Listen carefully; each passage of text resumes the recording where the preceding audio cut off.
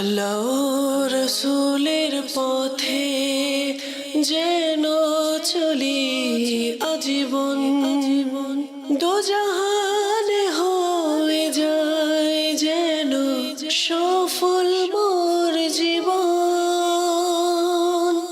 আলহামদুলিল্লাহি রাব্বিল আলামিন ওয়াসসালাতু ওয়াসসালামু আলা সাইয়্যিদিল আমবিয়াই ওয়াল মুরসালিন আম্মা বা'দ ফাআউযু বিল্লাহি মিনাশ শাইতানির রাজীম বিসমিল্লাহির রহমানির রহিম আসসালাতু ওয়াসসালামু আলাইকা ইয়া রাসূলাল্লাহ ওয়া আলা আলিকা ওয়া আসহাবিকা ইয়া হাবিবাল্লাহ আসসালাতু ওয়াসসালামু আলাইকা ইয়া নাবিয়াল্লাহ ওয়া আলা আলিকা ওয়া আসহাবিকা ইয়া নূরাল্লাহ। খলিফায়ে আমির আহলে সুন্নাত হযরত মাওলানা আলহাজ উবায়েদ রাজা আত্তারি মাদানী দামাত বরকাতুহুমুল কুদসিয়ার প্রোগ্রাম আদাবে জিন্দেগি মাদানী চ্যানেলের স্ক্রিনে দেখছেন। প্রোগ্রামে মারহাবা ও মোবারকবাদ। খলিফায়ে আমির আহলে সুন্নাত আমাদের সাথে আছেন। আসুন যাই প্রথম প্রশ্নের দিকে।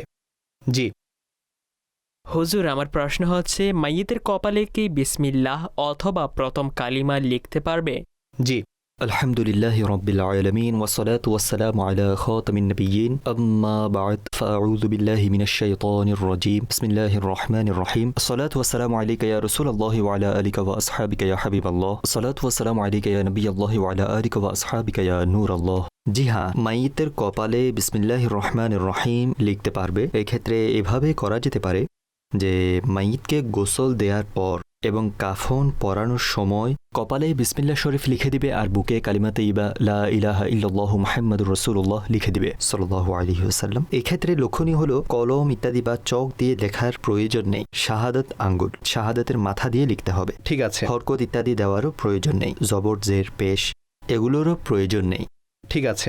হাজী সাহেব একটু বলুন, যেহেতু প্রত্যেক মুসলমানেরই আশা থাকে যে আমি যখন দুনিয়া থেকে যাব তখন আমি কালিমা তাইয়্যিবা পড়ে যাব, আমার মুখে কালিমা তাইয়্যিবা জারি হয়ে যাবে, বরং এই আশা কেন থাকবে না? নবী আকরাম সাল্লাল্লাহু আলাইহি ওয়াসাল্লাম ইরশাদ করেছেন, মান কানা আখিরু কালামিহি লা ইলাহা ইল্লাল্লাহ দাখালাল জান্নাহ, যার শেষ কথা লা ইলাহা ইল্লাল্লাহ মুহাম্মাদুর রাসূলুল্লাহ হবে তাকে জান্নাতে প্রবেশ করানো হবে। এটা আমাদের আশাও থাকে, আকাঙ্ক্ষা থাকে। এই আশা ও আকাঙ্ক্ষা পূরণ করার জন্য আমাকে কি করতে হবে? জি দেখুন, এই ব্যাপারে এমন হয় যে শুনেছেন হয়তোবা যা ভালো লাগে সেটাই প্রকাশ পায়। তো যে বান্দা যে কাজ করতে থাকে স্বপ্নের মধ্যেও দেখে থাকে, সেই বিষয়ে স্বপ্নও দেখে থাকে, খেয়ালগুলো ঘোরাফেরা ঘুরতে থাকে। লক্ষণীয় হলো যদি আমাদের আমল ঠিকঠাক হয়, আমাদের কাজগুলো যদি ঠিক হয়, তাহলে আমাদের এই আশা পূরণ হবে। এর অভিজ্ঞতা এভাবেও লাভ করতে পারেন যার অভ্যাস রয়েছে নামাজ পড়ার, যিকরুল্লাহ করার, তখন অনেক সময় অবচেতনভাবেই তার মুখ থেকে যিকরুল্লাহ বের হয়। যার দুরূদ শরীফ পড়ার অভ্যাস আছে, তো তার মুখ থেকে অবচেতনভাবেই দুরূদ শরীফ এটা তার মুখ থেকে বের হবে।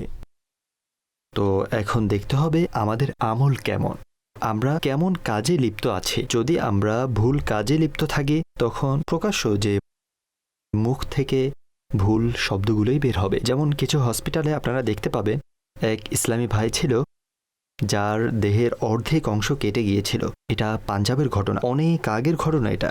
তো শেষ মুহূর্ত পর্যন্ত সে ৩-৪ ঘন্টা জীবিত ছিল। তো সে এই কালিমা তাইয়্যিবা পড়তে থাকলো। আল্লাহু আকবার। তখন ডাক্তার সাহেব বললেন যে আমি অবাক হচ্ছি, খুশিও লাগছে, এই লোকটি কালিমা তাইয়্যিবা পড়ছে, অথচ এই স্থানে, এই জায়গায়, এই হসপিটালে কিছুদিন আগেও আরেক লোককে নিয়ে আসা হয়েছিল যার অ্যাক্সিডেন্ট হয়েছিল। তো তার মুখে এটা বের হচ্ছিল যে আমাকে এই ফিল্ম দেখাও, ওই ফিল্ম দেখাও, এই গান শোনাও, ওই গান শোনাও, এসব বলছিল। হযরত ইমাম ইবনে হাজার আয-যাওয়াজির আল ইকতিরাফিল কাবাইর এর মধ্যে দুটি ঘটনা বলেছেন। তিনি বলেন যে এক ব্যক্তি ছিল যে কিনা দাবা খেলায় অভ্যস্ত ছিল। তার যখন শেষ সময় এলো তখন তার মুখ থেকেও তোমার রাজা আমার রাজা, তোমার রাজা আমার রাজা এই শব্দগুলো বের হচ্ছিল। তো এটাও প্রকাশ্য যে যা কিছু আমরা ধারণ করব উপযুক্ত সময়ে নর্মাল অবস্থায় সেই জিনিসগুলো শেষ সময়ে প্রকাশ পাবে, আপনি দেখতে পারবেন। আমরা যদি শেষ পরিণতি ভালো চাই তাহলে অবশ্যই আমরা কাজও ভালো ভালো করব। জিকিরুল্লাহ আমাদের জেহেনে, আমাদের রুটিনে, আমাদের দৈনন্দিন কাজকর্মে যেন মিশে যায়। একটি বিষয় আছে না হাজী সাহেব, যেমন পানি জিনিসের মধ্যে মিলে যায়, অর্থাৎ শোষণ হয়ে যায় এবং নিজের একটি প্রভাব রেখে থাকে। পানির ব্যাপারে বলা হয় পানি জীবন। তো একটু বলুন যে আল্লাহর জিকিরের এই যে মিষ্টতা, এই যে অভ্যাস, এটা আমাদের শিরা উপশিরায় মিশে যাবে, এটা কিভাবে হতে পারে? হ্যাঁ, এর জন্য দেখুন যে জিক্রুল্লাহর বরকত ও ফজিলতের ব্যাপারে চিন্তা করা উচিত। সুবহানাল্লাহ। আর সবচেয়ে বড় কথা হলো এই যে যার সাথে মোহাব্বত হবে তার আলোচনাও হবে। যে পরিমাণ আল্লাহ তাআলার প্রতি ভালোবাসা থাকবে, আলোচনাও হতে থাকবে। যত খতমুন নবিয়্যিন সাল্লাল্লাহু আলাইহি ওয়াসাল্লামের ভালোবাসা থাকবে, তত বেশি দুরূদ শরীফ পড়তে থাকবে। দেখুন, দুরূদ শরীফ এটাও তো আল্লাহর জিকির, এটা নিশ্চয়ই আল্লাহর জিকির, জি হ্যাঁ। বরং সর্বোত্তম ইবাদত দুরূদ শরীফ পড়া। তো এখন কথা হলো, আমরা নিশ্চয়ই আল্লাহ তাবারক ওয়া তাআলা এবং ইমামুল আম্বিয়া তাদের মোহাব্বত কিভাবে বৃদ্ধি করব, এই ব্যাপারে ভাবতে হবে। আল্লাহ তাবারক ওয়া তাআলা আমাদের জন্য যে নিয়ামত সৃষ্টি করেছেন, আমরা যেন সেই ব্যাপারে চিন্তা ভাবনা করি, বরং এটাও তো জিকির। অর্থাৎ আল্লাহ তাআলা যে কায়নাত সৃষ্টি করেছেন তা নিয়ে চিন্তা ফিকির করা, এটাও জিকির। ঠিক আছে? তো এখন কথা হলো, আমাদেরকে কি ভাবতে হবে? যেমন ধরুন, কোনো ব্যক্তি যে চাকরি করে, একটু লেট করে আসলে বেতন কাটা হয়। একটু লেট হলেও প্রচলিত রীতির বাইরে লেট হলে তখন মালিকের অধিকার আছে রীতিমতো, যদি প্রচলিত নিয়মে লেট হয় 1-2 মিনিট যাকে বলে, তখন মালিকের অধিকার নেই, কারণ সেখানে রীতি আছে। ঠিক আছে? এক হচ্ছে এই। দ্বিতীয়ত হলো, ধরুন এখন কোনো ব্যক্তি বলল যে প্রত্যেক লোক তো কর্মচারী নয়, যারা ব্যবসায় আছে তারা এই ধারণা রাখতে পারে আমার একটু লেট হয়ে গেলে আমার হাত থেকে ব্যবসা চলে যাবে, কিংবা কিছু টাকা কম বেশি হয়ে যাবে। এখানেও মানুষ কিছু টাকাও ছেড়ে দেয় না। অর্থাৎ কোনো জিনিসে 1 টাকা কম বেশি হলে সে 1,00,000 পিস নিবে, তখন 1,00,000 ডানে বামে হয়ে গেল, দিতে হবে না হলে নিতে হবে। ঠিক আছে? সেই ব্যক্তি খেয়াল করলো, আমার যদি অলসতা প্রদর্শিত হয় তখন সে আমার 50 পয়সার ক্ষতি করে বসবে। দেখুন, এখানে ব্যবসার মধ্যে মানুষ 25 পয়সারও হিসেব করে, অথচ বর্তমানে 25 পয়সার তেমন ভ্যালু নেই। তবে হাজী সাহেব, একটা কোয়ান্টিটির ভিত্তিতে গিয়ে কোয়ান্টিটির বড় ভিত্তিতে অ্যামাউন্টে পরে গেলে হয়, লাখের মধ্যে গিয়ে হয়। স্বাভাবিকভাবে যখন বেশি কোয়ান্টিটি হবে তখন প্রকাশ্য যে প্রভাব তো পড়বেই। তাই। তো এখন দেখুন, কম বেশির দ্বারা মানুষ ক্ষতির মধ্যে পড়বে। কিন্তু এখানে এটাও লক্ষ্য করুন যে আমরা দিন রাত আল্লাহ তাআলার কত নাফরমানি করছি, কিন্তু তিনি আমাদের থেকে তার নিয়ামত বন্ধ করে না। তিনি যদি শুধু পানি বন্ধ করে দেয়, বাতাস বন্ধ করে দেয়, আল্লাহু আকবার। কোথায় থেকে কোথায় চলে যাব? আমাদের অপরাধ সত্ত্বেও, আমাদের গুনাহ সত্ত্বেও আমরা তার নাফরমানি করছি। এরপরও দেখুন, তিনি আমাদের থেকে তার রহমত, তার নিয়ামত ছিনিয়ে নিচ্ছেন না। আমরা ফ্রিতে বাতাস নিচ্ছি, পানি নিচ্ছি, হাওয়া নিচ্ছি, সব কিছু নিচ্ছি। তো আমাদের মূলত এর মাধ্যমে আল্লাহ তাআলার ভালোবাসা বৃদ্ধি পাবে। ভাবতে হবে যে এটা মালিকের আমার রব দয়া, আমাকে অর্থাৎ দিচ্ছে। আমার রব আমাকে দিচ্ছেন। আচ্ছা, তারপর দেখুন, আমি যদি নেক কাজ করি, ভালো কাজ করি, তো তিনি যেই স্থান তৈরি করেছেন যা কোনো চোখ দেখেনি কিছু নবী ব্যতীত, তো অর্থাৎ ওই স্থান যা সাধারণ মানুষ দেখেনি, তো তো আমরা যদি দেখি, মানে কি বলে যেন, এর মধ্যে কি কি নিয়ামত রয়েছে, যখন আমরা হাদিস ইত্যাদি পড়ি জানা হয় যে সেখানে কি কি নিয়ামত রয়েছে। অথচ দেখুন, আল্লাহ তাবারক ওয়া তাআলা তিনি যদি কারো উপর, উদাহরণস্বরূপ একজন বাদশাহ এবং একটা গোলাম কোনো কাজ করল, বাদশাহ কোনো বাহাবা দেয়নি, কিছুই বলেনি, গোলামের কাজ কি? কিছুই তো করার নেই, কিছু করার নেই। সে অন্য কাজ করবে, কালকেও সেই কাজ করতে হবে, যাই করতে হবে, বাহাবা দিক কিংবা না দিক। ঠিক আছে? তো এখানে দেখুন, এটা আল্লাহ তাবারক ওয়া তাআলার রহমত যে আমার বান্দা আমার ইবাদত করবে। তো এখন দেখুন, এদিকে বান্দা ইবাদত করবেই, যেহেতু সে গোলাম, তার কোনো যোগ্যতা নেই, বান্দাকে আল্লাহ তাআলার ইবাদত করতেই হবে। তারপরও সেই মালিকের দয়া দেখুন, তিনি জান্নাতের ওয়াদা করেছেন, তিনি জান্নাত দেবেন। বাহ! ঈমান শর্ত, অর্থাৎ তিনি জান্নাত দান করবেন, অথচ না দিলে তার ইচ্ছে। তো দেখুন, এটা আল্লাহ তাআলার রহমত, এটা মনে রাখুন। তারপর দেখুন যে মানুষ অনেক সময় পেরেশান থাকে, কত মুশকিলের মধ্যে থাকে। আচ্ছা, অনেক সময় এটা মানুষ দেখতে পায়, অনেক মানুষের এটা অভিজ্ঞতা হয়েছে। অনেকে বলে, হ্যাঁ, এমন হয়েছে আমাদের সাথে জীবনে। যদি সত্য অন্তরে আল্লাহ তাবারক ওয়া তাআলাকে স্মরণ করে, এখনও দেখুন সে মুখেও বলেনি যে হে আল্লাহ আমাকে সাহায্য করুন, এটুকুই যে অন্তরে খেয়াল এনেছে, তখন থেকে এমন মনে হতে থাকে যে পেরেশানি যা ছিল তা ধীরে ধীরে কমে যেতে দেখা যাচ্ছে। অথচ টাকা সে এখনো পাবে, আত্মসাৎকৃত টাকা পাবে, যাই হোক না কেন। তখন থেকে একরকম যদিও পায়নি, আশঙ্কায় আছে পাবে কি পাবে না, যে আত্মসাৎ করেছে, তো তবুও তার একটা লিঙ্ক সম্পৃক্ত হয়ে যায়। আরে আমার এমন মনে হচ্ছে যেন দিয়ে দিবে আমার টাকা। এভাবে কিছু সময় পর তার টাকা চলে আসে। তো আপনি দেখুন, মানুষ যতই গুনাহগার হোক, যেমনই হোক, নিজের রবকে যখন সে সত্য অন্তরে স্মরণ করে, তখন দেখবেন আল্লাহ তাবারক ওয়া তাআলার রহমত তার প্রতি নিবদ্ধ হয় এবং তার কাজ হয়ে যায়। মূলত এটা আল্লাহ তাআলার রহমত। আল্লাহ তাআলা রহিম রহমান। তো এভাবে মোহাব্বত বৃদ্ধি করুন আল্লাহ তাবারক ওয়া তাআলার, আর এই ভালোবাসা আরও বৃদ্ধি করুন। আর অনুরূপভাবে খতামুন নবীন সাল্লাল্লাহু আলাইহি ওয়াসাল্লামের ভালোবাসাও বৃদ্ধি করুন। আমি তো অনেক সময় এই দোয়া করতে থাকি, হে আল্লাহ, তোমার ও তোমার আখিরি নবী সাল্লাল্লাহু আলাইহি ওয়াসাল্লামের প্রতি আমাদের ভালোবাসা যেন বৃদ্ধি পায়, বাহ আর বাহ, প্রতি মুহূর্তে শয়তানের সাথে দুশ্মনী যেন বাড়তে থাকে। জি হ্যাঁ, শয়তান আল্লাহ সুবহানাল্লাহ। তাআলার বিদ্রোহী, নাফরমান। জি, কোরআনে পাকও রয়েছে হাজী সাহেব, ওয়াল্লাযীনা আমানু আশাদ্দু হুব্বান লিল্লাহ। যারা আল্লাহ পাকের উপর ঈমান রেখে থাকে তারা সবচেয়ে বেশি তাকেই মহব্বত করবে। আশাদ্দু হুব্বান লিল্লাহ। আপনি আল্লাহু দেখুন, আকবার। এটাই তো ভালোবাসা আল্লাহ তাআলার। জি, যে যেমন কনকনে শীত, তখন মানুষ ফজরের সময় উঠে, গরম পানির ব্যবস্থা নেই, সামর্থ্য আছে ঠান্ডা পানি দিয়ে ওযু, নফস চাই ওযু না করতে, কিন্তু সেই বান্দা ওযু করে। কে করাচ্ছে? ভালোবাসাই করাচ্ছে, এটা ঈমান করাচ্ছে। বাহ বাহ, তো দেখুন, বাহ, আল্লাহ সুবহানাল্লাহ। তাআলার প্রতি মহব্বত সৃষ্টিকারী কাজ করুন, এই বিষয়ে অধ্যয়ন করুন, তার নিয়ামতের উপর, তার অনুগ্রহ নিয়ামতের উপর চিন্তাভাবনা করুন, তার নিয়ামত নিয়ে চিন্তাভাবনা করুন, এবং আমাদের উপর সরকার আলাইহিস সালাতু ওয়াস সালামের যে অনুগ্রহ রয়েছে না, তা ভুলবেন না। তার মহাব্বত নিজের মধ্যে সৃষ্টি করুন। আছে না, যতক্ষণ পিতা মাতার চেয়ে হুজুরের প্রতি মহাব্বত থাকবে না, তাহলে সে ঈমানদার না, নয়। সঠিক। তো সরকার আলাইহিস সালাতু ওয়াস সালামের সাথে মহাব্বত আছেই, প্রকাশ্য যে একটি সীমায় চলে এসেছে, সে মুসলমান হয়েছে, ঠিক আছে, এই ভালোবাসা উত্তর বৃদ্ধি করতে হবে। ঠিক।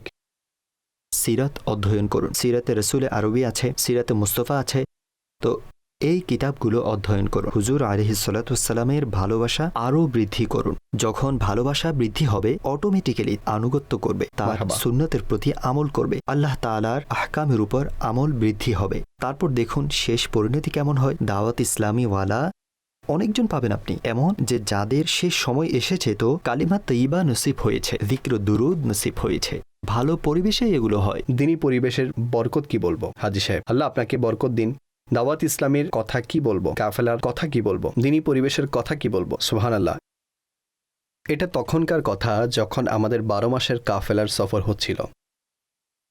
তখন জামিয়াতুল মদিনার অনেক শিক্ষার্থীরাও সফর করছিল। আমাকে এটা এক ক্লাস ফেলো শেয়ার করেছিল, বলছিল যে সে এলাকায় দাওরা বা নেকির দাওয়াত দেওয়ার জন্য বাইরে গিয়েছিল। তখন এক তরুণ যুবক ছিল, সেই যুবককে নেকির দাওয়াত দেয়া হলো। তিনি মসজিদে চলে এলেন, মসজিদে এলো, নামাজ পড়ল, দর্সে বসলো, বয়ান হলো। ইসলামী ভাইরা বলল, আপনি আমাদের সাথে অবস্থান করুন। আচ্ছা, তারপর তিনি অবস্থান করলেন। আসরের নামাজ, মাগরিবের নামাজ হলো, ইশারের নামাজ হলো, দরস হলো, হালকায় বসলো, শিখলো, সালাতুত তওবা পড়ল। এবং ইসলামী ভাইরা বলল যে আমরা এখানে আরও 2 দিন থাকবো, আপনি আমাদের সাথে থাকেন, কাফেলার সাথে মসজিদে থাকুন, কাফেলাই ইনশাআল্লাহ সুন্নাত শিখবেন, নামাজ কালাম শিখবেন, নেকি পাবেন। এভাবে তিনি রাজি হলেন। তিনি রাতে থাকলেন সেই মসজিদে। সকালে সবাই মিলে তাহাজ্জুদ আদায় করল। তাহাজ্জুদের পরে দোয়া খায়ের হলো, ফজরের নামাজ হলো।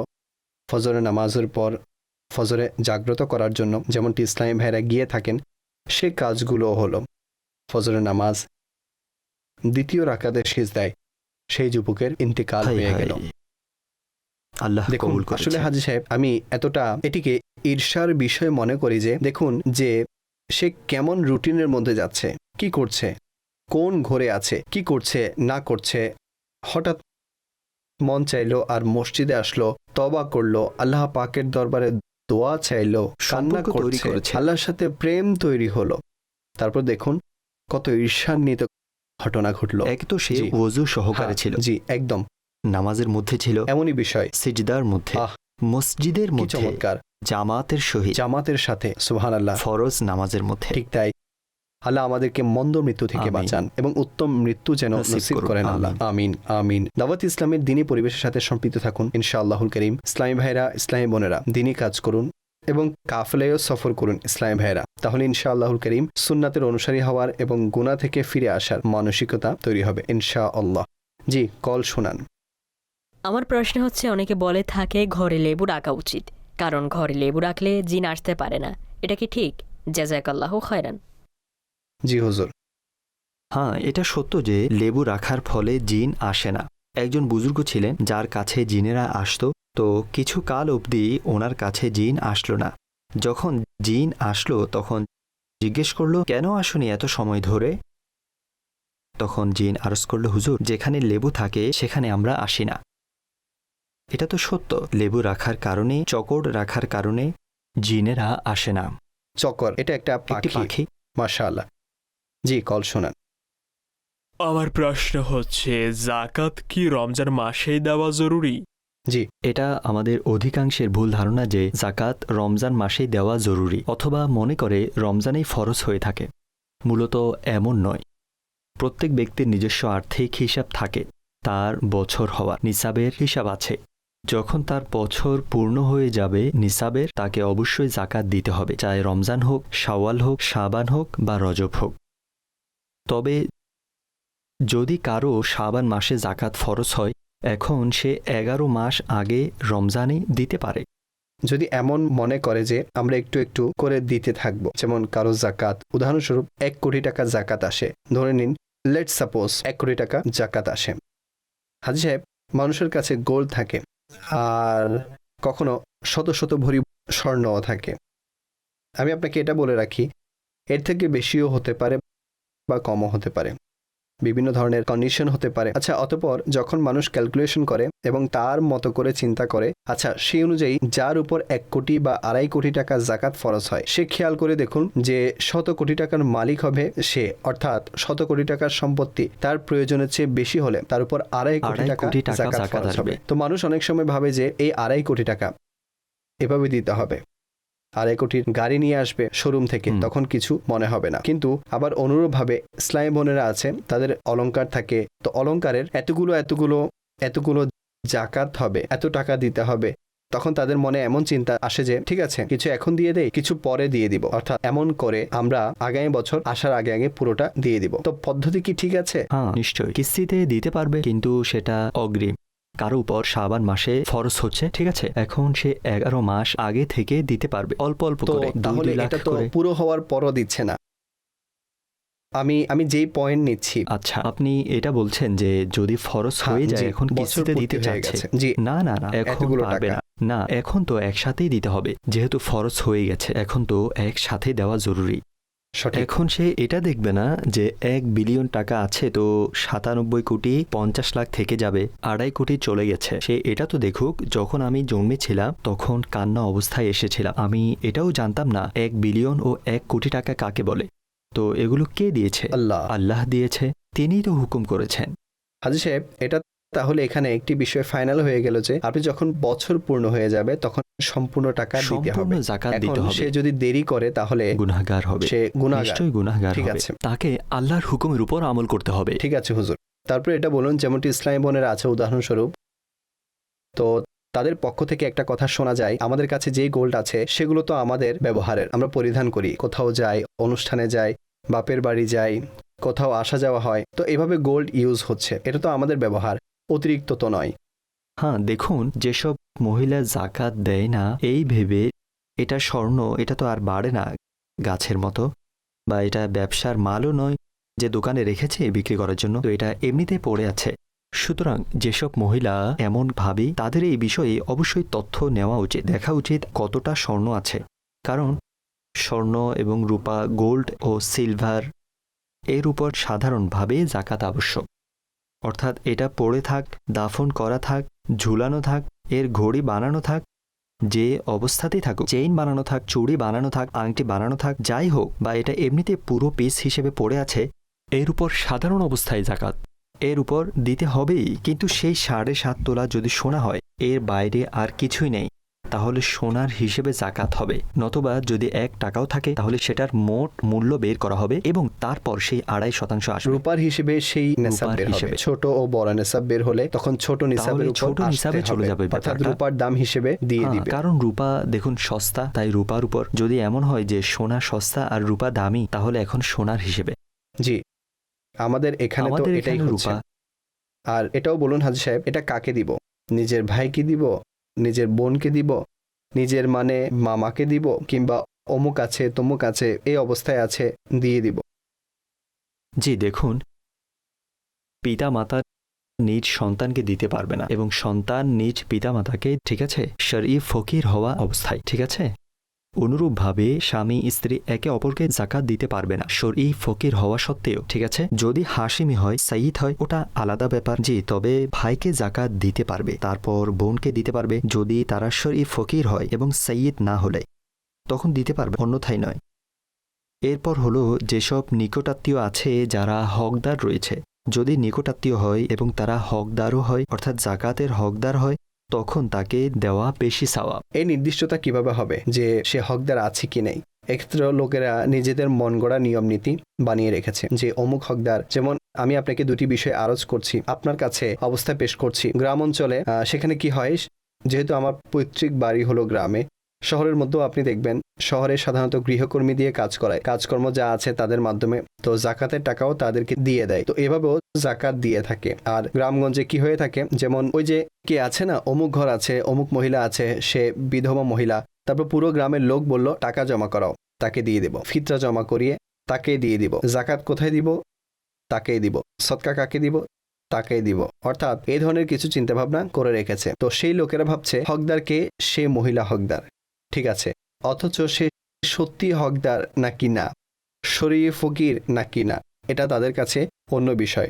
আচ্ছা, আমরা এটাও দেখেছি, অর্থাৎ দুই অবস্থা, একটি হচ্ছে এই অবস্থা, এটাও উত্তর দিন। আর দ্বিতীয়ত হলো এমন মানুষও দেখেছি যারা নিজেই বলে দেয় যে সে বাস্তবে দুর্দশাগ্রস্ত বা গরিব হিসেবে গ্রামে বা এলাকায় প্রসিদ্ধ, সে নিজে বলতে পারে না যে আমি এই টাকা নিব না, আমার কাছে আমার জীবন উপকরণ আছে, আমি এই জাকাত নেয়ার হকদার নই, সে নিজেই নিষেধ করে দেয়। আপনি এই ব্যাপারেও বলুন। হ্যাঁ, আসলেই দেখুন, একটি গ্রামে যদি একজন বিধবা থাকে আর তাকে সবাই দিয়ে দেয়, এখন দেখুন তাকে যখনই কেউ এত পরিমাণ দিল যে সে নিসাবের মালিক হয়ে গেল, এখন তো আর সে জাকাত নিতে পারবে না এবং যারা দিয়েছে কারো আদায় হয়নি।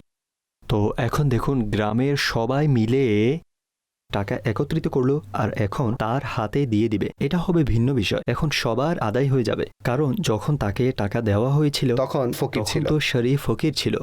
এখন যখন টাকা দিল তখন সবার জাকাত আদায় হয়ে গেল। এখন দেখতে হবে আগামী বছর পর্যন্ত সে শরীফ ফকির থাকে কি থাকে না, এটাও দেখতে হবে। যে হতে পারে তার কাছে টাকা অতিরিক্ত আছে, এত বেশি দিলে, অর্থাৎ উদাহরণস্বরূপ যেমন 20-25 লাখ তাকে দিয়ে দিয়েছে বা 50 লাখ তাকে দিয়ে দিয়েছে, এত পরিমাণ অর্থ দিয়েছে, এক বছরে এতগুলো শেষ হবে না। সঠিক।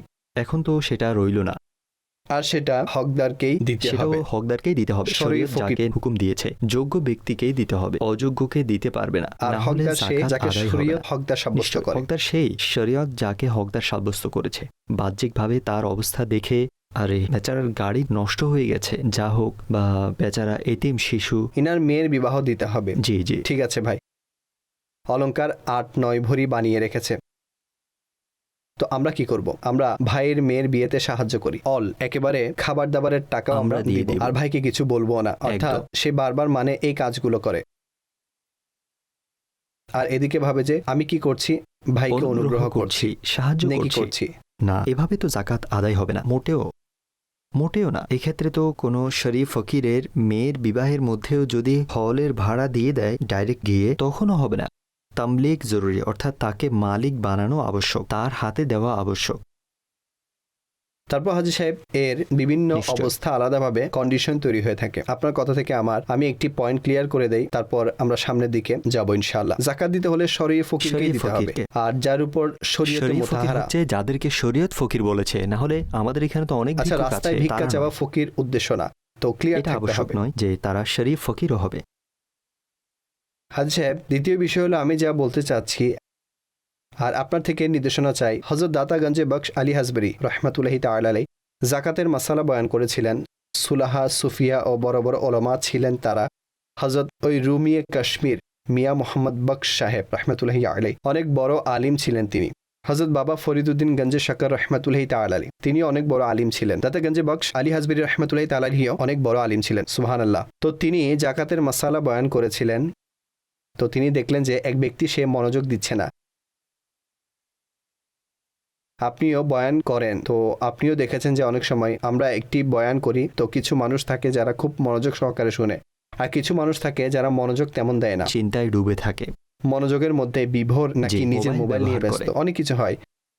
দাতাগঞ্জ বক্স আলী হাজবির রহমতুল্লাহি আলাই খেয়াল করলেন আর তাকে দেখে বললেন যে কি ব্যাপার, আমি দেখছি যে আপনি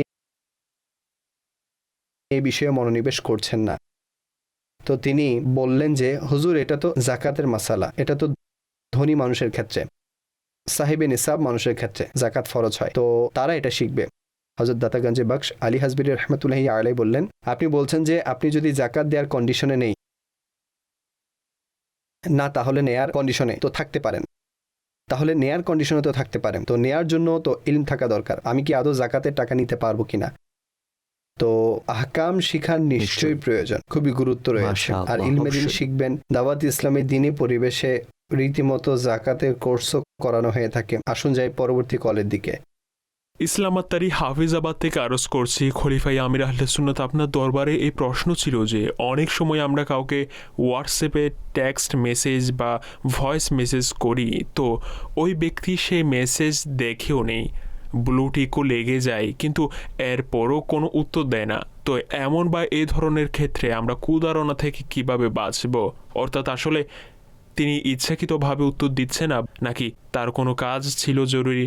মূলত এমন পরিস্থিতিতে একজন মানুষ কুধারণা থেকে কিভাবে বাঁচবে? জি হুজুর। এখানে তো পরিস্থিতি দেখতে হবে। যদি তেমন কোনো অবস্থা না হয়, নর্মালি আমরা এই সুধারণা পোষণ করব যে হতে পারে পেরেশানগ্রস্ত হবে, অথবা হতে পারে এই মুহূর্তে ব্যস্ত আছে বা কোথাও চলে গিয়েছে, কিংবা কোনো বাচ্চা এটা প্লে করে দিয়েছে, এই সব আমরা ভাবব। যদি তার থেকে পাওনা টাকা নিবে আর এখন সে ব্লুটেক হওয়ার পরও জবাব দিচ্ছে না, তাহলে তো অনেক সময় এইসব আলামত স্পষ্ট হয়ে থাকে, ইঙ্গিত স্পষ্টভাবে বোঝা যায় যে এখন সে ইচ্ছাকৃতভাবে জবাব দিচ্ছে না। তবুও সাধারণভাবে আমরা এমন কিছু ভাববো না, তার ব্যাপারে সুধারণাই রাখবো। এর ব্যাপারে প্রথমবার এই সুধারণাই রাখবো। হতে পারে কোনো শিশু প্লে করে দিয়েছে, অথবা হয়তো সে শুনে নিয়েছে আর এখন তার এমন ঝটকা লেগেছে যে পাওনা টাকা চেয়েছে, তো আমি কোত্থেকে দিব, এভাবেও সে পেরেশান থাকতে পারে। আমরা এভাবে ভাবতে থাকবো আর কি। অবশ্যই উত্তর দিয়ে দেওয়া উচিত, মারহাবা। অন্তত ওয়ালাইকুম আসসালাম, অথবা এতটুকু বার্তা দেওয়া উচিত যেন আমি আপনার মেসেজ শুনে নিয়েছি, হোক আমি দিতে পারি কিংবা না পারি, আমি দিব কি না দিব সেটা পরের কথা। হাজী সাহেব, এমন দেখা গিয়েছে যে আপনি যে অবস্থার কথা বলছেন, এই বিশেষ অবস্থাকে আমরা যদি চিন্তা করি, তো যেসব মানুষ যোগাযোগ থাকে, যারা উত্তর দিতে থাকে, তখন তারা অনেক ক্ষেত্রে নিরাপদ থাকে। নিশ্চয়ই আর যে দূরে যায়, জবাব দেয় না, তখন তারা আটকে পড়ে যায় আর মারা চলে যায়। আসে। রেশম পোকা তার তৈরি করা নিজের ঘরে বন্দী হয়ে যায় আর পরিশেষে মারা মারা যায়। যায়। আল্লাহ আমাদের হিফাজত করুন। এটাকে কিছুটা জার্নাল স্টাডির মধ্যে আমরা নিয়ে যাই।